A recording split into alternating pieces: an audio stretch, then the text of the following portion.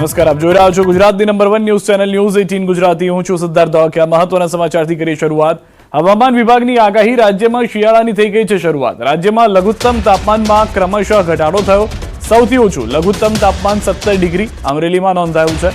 અમદાવાદમાં લઘુત્તમ તાપમાન 19.9 ડિગ્રી જ્યારે મહત્તમ તાપમાન 34.4 ડિગ્રી રહ્યું છે। રાજ્યમાં મોટાભાગના જિલ્લાઓના તાપમાનમાં ઘટાડો નોંધાયો છે।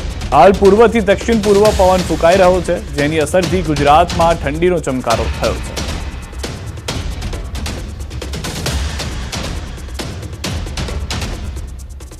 मौसम शुष्क रहने का पूर्वानुमान दिया गया है।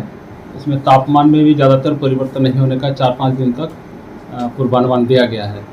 इसमें अहमदाबाद में जो लघुत्तम तापमान रिकॉर्ड हुआ है 19.9 डिग्री सेंटीग्रेड, जो कि नॉर्मल से 2.2 डिग्री सेंटीग्रेड ज़्यादा है।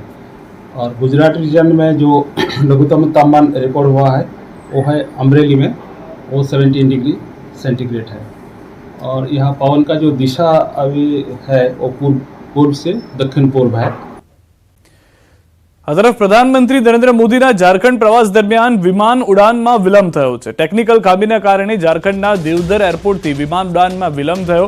ઝારખંડથી દિલ્હી જવામાં પ્રધાનમંત્રી મોદીને વિલંબ થયો છે। હાલમાં જે જાણકારી મળી રહી છે તે પ્રમાણે તેમનું જે વિમાન હતું તેમાં કોઈ ટેકનિકલ ક્ષતિ થઈ ગઈ હતી, જેના કારણે વિમાને ઉડાન ન ભરી તેઓ ઝારખંડથી દિલ્હી રવાના થવાના હતા, પરંતુ તેમાં તેઓને મોડું થયું છે। હાલમાં જે જાણકારી મળી રહી છે તે પ્રમાણે ટેકનિકલ ખામી સર્જાઈ હતી, જેના કારણે વિમાન દેવધર એરપોર્ટ પર જ રહેવા મજબૂર હતું। તેમને દિલ્હી પરત ફરવાનું હતું આ વિમાનમાં બેસીને, પરંતુ તેઓ ન જઈ શક્યા।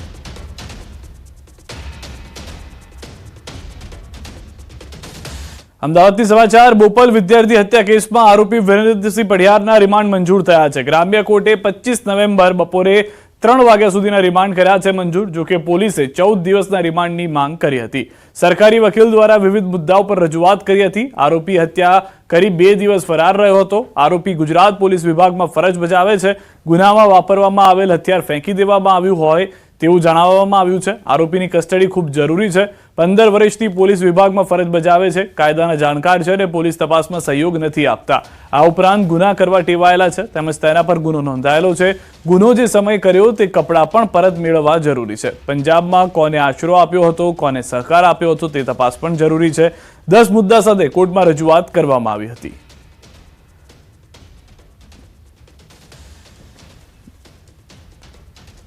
ગુજરાતના દરિયાઈ માર્ગે ડ્રગ્સ ઘુસાડવાના પ્રયાસને નિષ્ફળ બનાવતી સુરક્ષા એજન્સીઓ પોરબંદર પાસે દરિયાની અંદર કરોડો રૂપિયાનું ડ્રગ્સ પકડાયું છે। અરબી સમુદ્રમાંથી 500 કરોડથી વધુનું કિંમતનું ડ્રગ્સ પકડાયું છે। એટીએસ, એનસીબી, નેવીની સફળ સંયુક્ત કામગીરી જોવા મળી છે। 700 કિલો ડ્રગ્સ ઝડપાયું, જેની કિંમત 500 કરોડથી વધુ હોવાની આશંકા છે। ડ્રગ્સ સાથે 8 શખ્સોની ધરપકડ પણ કરવામાં આવી છે।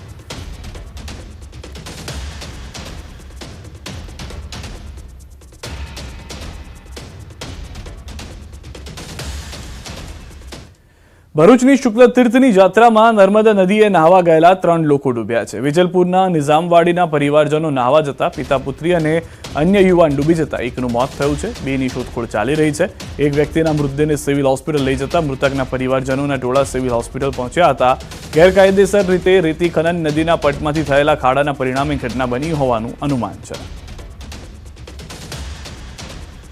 તો હાલમાં નિઝામવાડી પાસેની આ ઘટના હોવાની જાણકારી છે। એક વ્યક્તિના મોતથી પરિવાર આક્રંદમાં જોવા મળી રહ્યો છે। ભરૂચના નદીમાં 3 લોકો ડૂબ્યા હોવાની જાણકારી મળી રહી છે। શુક્લ તીર્થની યાત્રામાં નર્મદા નદીએ નાહવા ગયા હતા અને એ દરમિયાન આ દુર્ઘટના ઘટી છે। રેતી માફિયાઓ કે જે સતત ખનન કરી રહ્યા છે ગેરકાયદેસર રીતે, તેઓના કારણે આ ઘટના ઘટી હોવાની જાણકારી હાલમાં પ્રાથમિક રીતે નજરે પડી રહી છે। 2 વ્યક્તિઓ જે ડૂબેલા હતા તેઓની પણ શોધખોળ ચાલી રહી છે। તે વ્યક્તિઓ ક્યાં છે તેની ભાળ હજુ સુધી નથી મળી। પિતા, પુત્રી અને અન્ય યુવાન ડૂબી જતા એકનું મોત છે। બેની શોધખોળ ચાલી રહી છે। વ્યક્તિના મૃતદેહને સિવિલ હોસ્પિટલ લઈ જતા મૃતકના પરિવારજનોના ટોળા સિવિલ હોસ્પિટલે પહોંચ્યા હતા। ગેરકાયદેસર રીતે ખનનથી નદીના પટમાં થયેલા ખાડાના પરિણામે ઘટના બની હોવાની હાલમાં પ્રાથમિક જાણકારી મળી રહી છે। જે વિસ્તારની અંદર પાણી ઓછું હોવું જોઈતું હતું તે વિસ્તારમાં પણ રેતીનું ખનન થઈ ગયું, ત્યારબાદ પાણી આવ્યું અને તેના કારણે આ પરિસ્થિતિ થઈ છે। વધુ માહિતી ન્યૂઝ 18 સંવાદદાતા ભાવિન પાસેથી મેળવીશું। ભાવિન, હાલમાં સમગ્ર શું જાણકારી મળી રહી છે ઘટનાને લઈને? જે દેવ દિવાળી હોવાથી આજે મેળાની અંદર ખૂબ ભીડ છે. સુકલદીપની જાત્રા ગયેલા નર્મદા નદીમાં ઘણા લોકો નાહવા પડતા હતા. નાહવા પડ્યામાં આજે જે નદીની અંદર જે પાણી છે તેની અંદર જે ખાડો પડ્યો હતો એની અંદર 3 જણ ડૂબી ગયા હતા. પગ લપસવાથી ડૂબવાની પ્રાથમિક માહિતી સામે આવી છે. એની અંદર એક પિતા અને પુત્ર પણ ડૂબી ગયા હતા.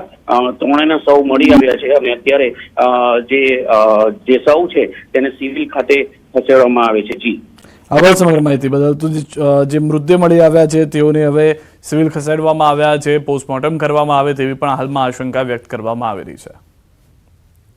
વડોદરાથી સમાચાર. અંજના હોસ્પિટલની દાદાગીરીનો આરોપ. ભોગ બનનાર વધુ એક દર્દીને સગા આવ્યા ન્યૂઝ 18 સમક્ષ. વાઘોડિયાના વિનોદભાઈ સોલંકીને કરાયા હતા અંજના હોસ્પિટલમાં દાખલ. લીવરની સારવાર માટે 70,000 ખર્ચ કરીને 1,10,000 પડાવ્યા. દર્દીનું મૃત્યુ થયું છતાં સ્વજનોને અંધારામાં રાખ્યાનો આરોપ છે. તબીબે 1,10,000 પડાવ્યા બાદ જ મૃતદેહ સોંપ્યો હતો.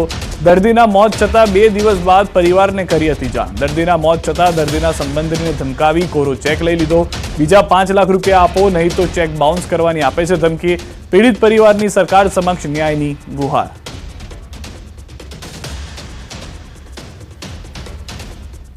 મારા શાળાને અમે અંજના હોસ્પિટલમાં દાખલ કર્યો હતો. એને લીવરનો થોડો પ્રોબ્લેમ હતો. પછી આપણે દાખલ કર્યો એટલે એમને કહ્યું કે ભાઈ એક નળી કોવાઈ ગઈ છે ને ઓપરેશન કરવું પડશે. એટલે આપણે ઓપરેશન માટે હા પાડી. પછી અમન ખાનના ડૉક્ટર સાથે મારે વાત થઈ. મેં કીધું ભાઈ ખર્ચો કેટલો આવશે? એટલે એમને એવું કીધું કે ભાઈ લગભગ તમને 70,000માં બધું પૂરું થઈ જશે. એટલે પછી 2 દિવસ પછી એક્સપાયર થઈ ગયા. આઈસીયુમાં જ હતા અને પછી એક્સપાયર થઈ ગયા. એટલે એમને મને બીજા દિવસ જાણ કરી કે ભાઈ તમારો સારો એક્સપાયર થઈ ગયો છે, તમે બોડી લઈ જાઓ. એટલે પછી મેં વાત થઈ તો એમને કહ્યું કે ભાઈ તમારે 1,10,000 રૂપિયા ભરવા પડશે તો તમને બોડી મળશે.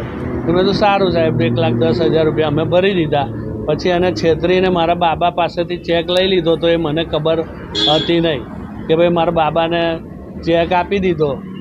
એ પછી બોડી આપી ચેક આપ્યા પછી.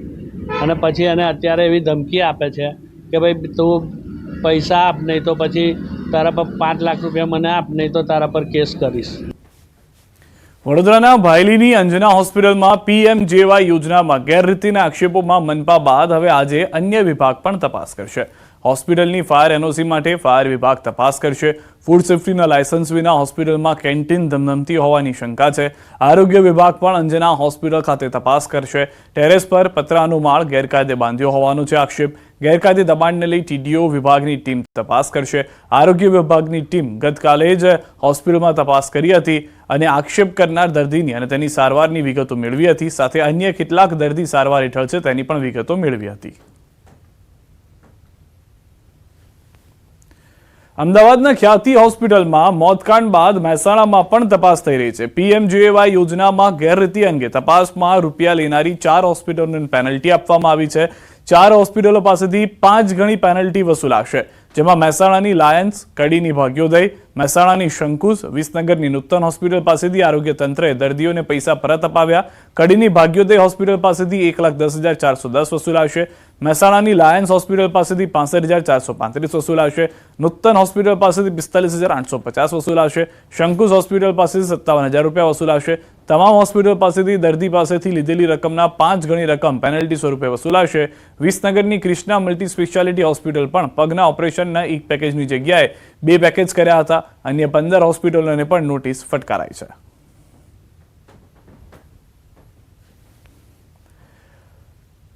આ તરફ રાજકોટમાં ફરી ધૂણ્યું છે પોલીસનું હવાલા કાંડનું ભૂત. A division